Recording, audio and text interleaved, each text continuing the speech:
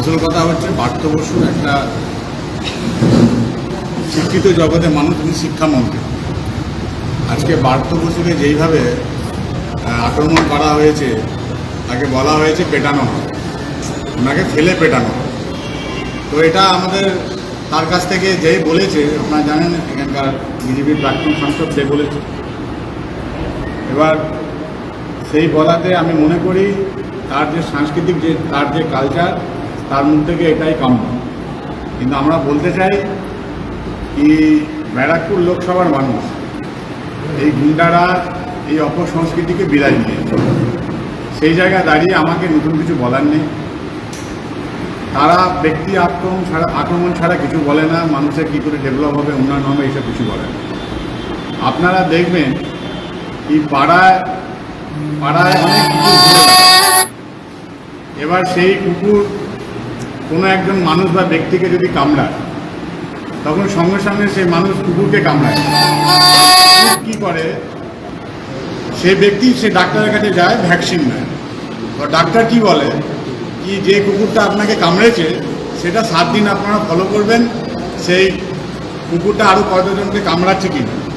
যদি আরও একজনকে যদি কামড়ায়, তাহলে সেই কুকুরের মিউনিসিপ্যালিটিতে খবর দিতে হয়, মিউনিসিপ্যালিটি তার প্রয়োজনীয় মতন ব্যবস্থা নেয়। তো সেই জায়গায় দাঁড়িয়ে আমার মনে হয় না ব্যারাকপুর লোকসভার মানুষ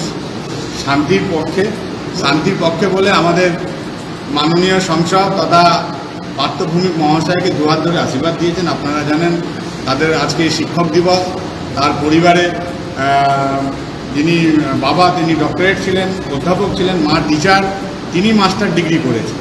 আর যিনি যে কথা বলছেন, তার ফ্যামিলি ব্যাকগ্রাউন্ড থেকে শুরু করে, তার এডুকেশন থেকে শুরু করে, তার কালচারাল থেকে শুরু করে, তার সম্বন্ধে আপনারা দেখুন তার কি রয়েছে। সে একটা নটোরিয়াস ক্রিমিনাল। আপনারা জানেন ও নিজেকে হিন্দু বলে। যে কটা খুন করেছে হিন্দুদেরই খুন করেছে। বিকাশ বসু হিন্দু ছিল, সঞ্জয় সিং হিন্দু ছিল, আপনার রিকি যাদব হিন্দু ছিল।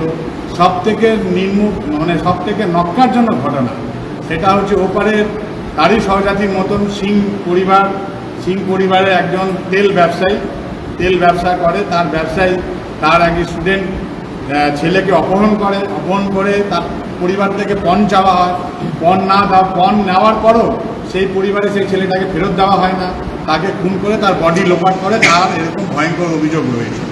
এরকম মানুষ সমাজে, আপনাকে বললাম, এরকম মানুষ সমাজে তাদের মানসিক বিকৃতি যে ঘটনা ঘটেছে, আমি এর আগেও বলেছি কি কোনো রকম যদি ভ্যাকসিন থেকে থাকে, ওই রকম ব্যক্তিকে অবশ্যই ভ্যাকসিন দেওয়া খুবই জরুরি আছে, না হলে সমাজ ঠিক থাকবে না। দাদা, ব্যারাকপুরের প্রাক্তন সাংসদ তিনি কিন্তু বারে দুর্নীতি নিয়ে আপনাদের সরব হয়েছেন এবং বারে আপনাদের আক্রমণ শানিয়েছেন।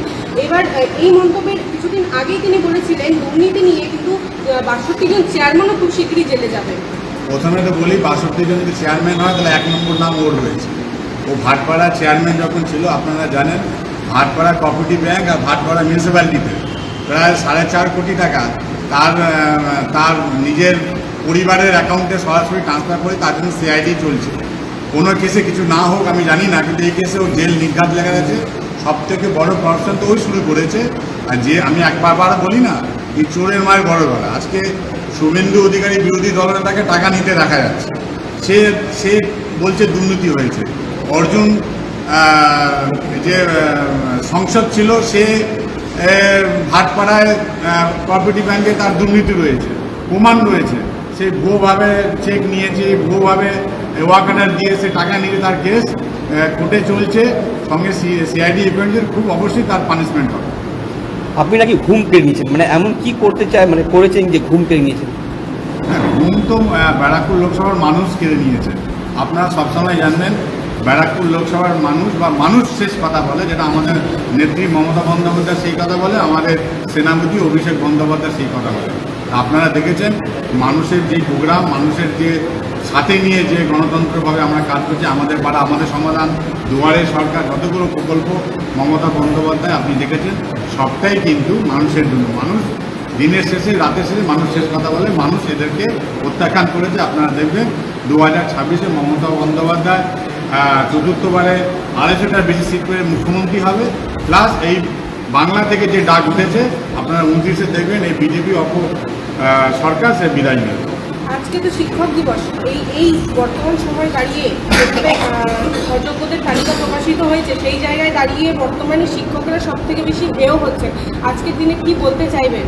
না দেখুন, আমি বারবার একই কথা বলি কি আপনারা যদি মনে করেন সারা ভারতবর্ষে যদি দেখেন, আপনার ইউপি হচ্ছে 1 নম্বরে, প্রায় 76,000 শিক্ষকদের দুর্নীতি হয়েছে। আপনারা দেখেছেন ত্রিপুরাতে হয়েছে। সেই জায়গায় দাঁড়িয়ে এটা কোর্টের বিচারহীন রয়েছে।